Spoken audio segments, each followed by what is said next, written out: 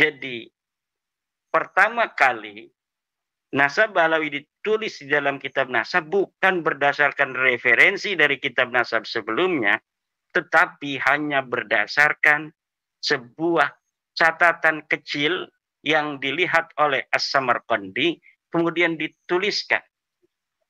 Ini namanya seorang an-nasabah al-mutasahil, seorang ahli nasab yang sembrono memasukkan sebuah riwayat yang tidak jelas, riwayat yang tidak ada referensinya, riwayat yang ghair muhaqqaqah, kemudian dituliskan di dalam kitabnya.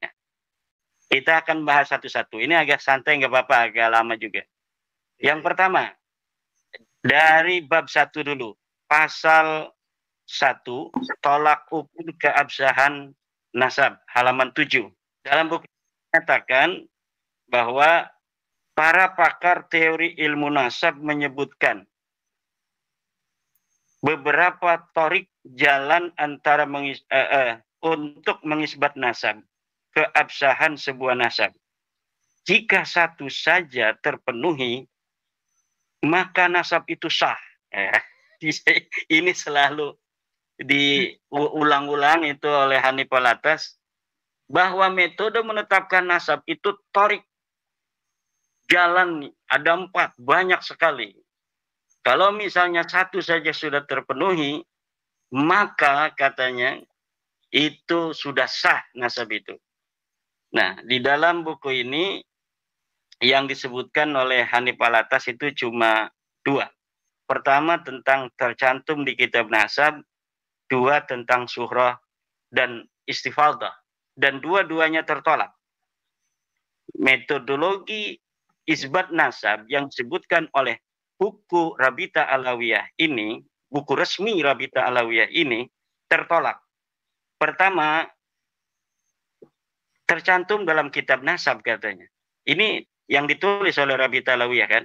Dalam buku Rabita Alawiyah ini, sebuah nasab harus tercantum di dalam kitab nasab.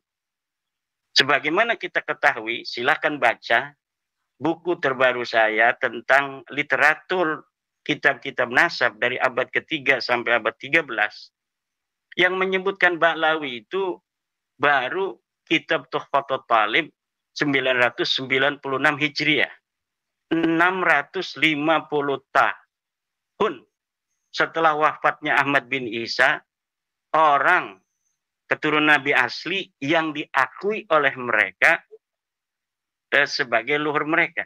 Jadi mereka mengakui Ahmad bin Isa yang ada di 345 Hijriah abad ke-4.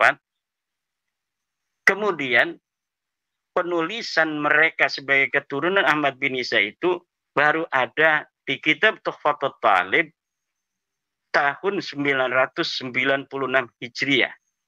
Ada 651 tahun nasab mereka, umudun nasab mereka, nama leluhur-leluhur mereka tidak ada, tenggelam, gelap gulita dari kitab-kitab nasab.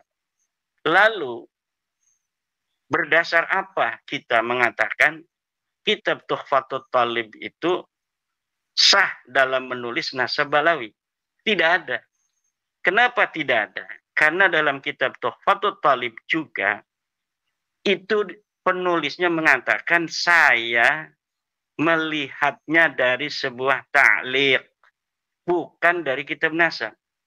Jadi pertama kali nasab Ba'lawi ditulis di dalam kitab nasab bukan berdasarkan referensi dari kitab nasab sebelumnya, tetapi hanya berdasarkan sebuah catatan kecil yang dilihat oleh As-Samarqandi, kemudian dituliskan. Ini namanya seorang an-nasabah al-mutasahil, seorang ahli nasab yang sembrono memasukkan sebuah riwayat yang tidak jelas, riwayat yang tidak ada referensinya, riwayat yang ghair muhaqqaqah, kemudian dituliskan di dalam kitabnya. Kemudian teori suhrah istifadah yang kedua. Ini suhrah istifadah pun sudah sering sekali saya mengatakan, tetapi untuk agar masyarakat kita ini bisa tercerahkan, ya kita ulangi lagi bahwa suhrah istifadah memang betul bisa digunakan untuk menetapkan nasab, tetapi dia punya syarat. Syaratnya apa? Innan nasaba mimma yasbutu bil istifadah illa ayyasbuta ma yukhalifu. Bahwa nasab memang sebagian dari apa yang bisa ditetapkan dengan istifadah, kecuali sudah jelas ada yang menentang. Sedangkan nasab Ba'lawi ini sudah jelas ada yang menentang. Bukan hanya ada yang menentang, ketiadaan riwayatnya selama 651 tahun itu sebenarnya sudah cukup. Bahwa nasab mereka memang nasabun muhdasun, nasab yang jadi-jadian.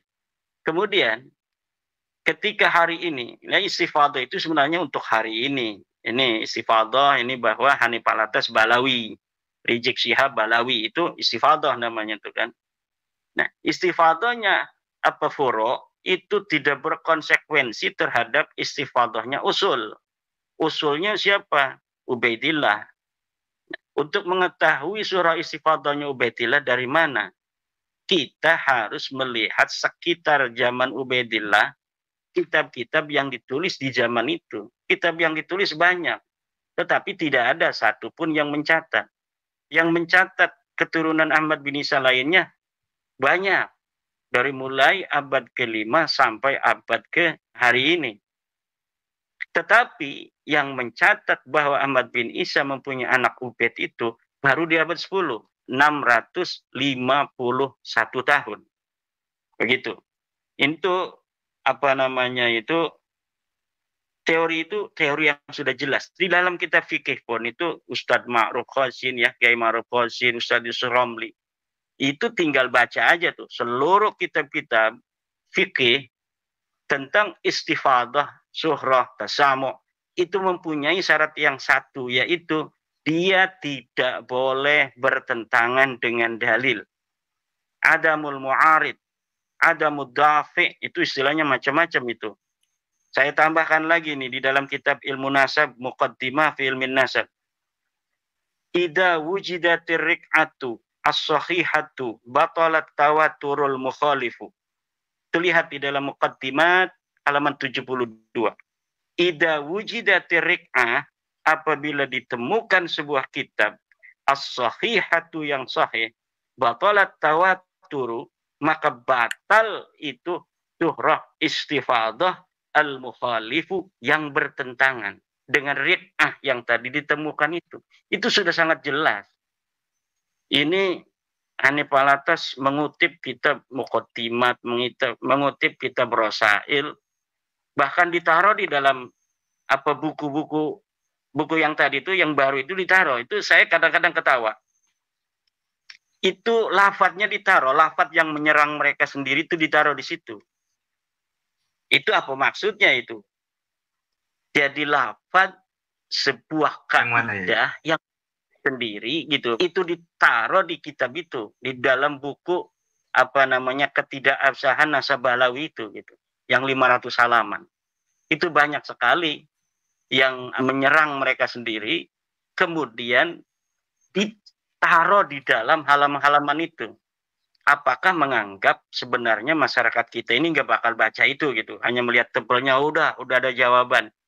Mungkin yang diharapkan seperti itu, tetapi kita di dalam untuk memberikan pencerahan terhadap masyarakat ini tidak boleh apa namanya kita bosan. Kita harus, karena ini masalah berhubungan dengan kemuliaan dan kehormatan keluarga Nabi besar Muhammad SAW. Tidak boleh ada orang-orang yang bukan keturunan Nabi mengaku keturunan Nabi bi ghairi haqqin. Tidak boleh ada orang yang berhaplog grup selain J1 hari ini mengaku keturunan apa garis laki-laki kepada Rasulullah. Masa ini belum terlalu mengkristal, tapi masa depan tidak bisa lari lagi.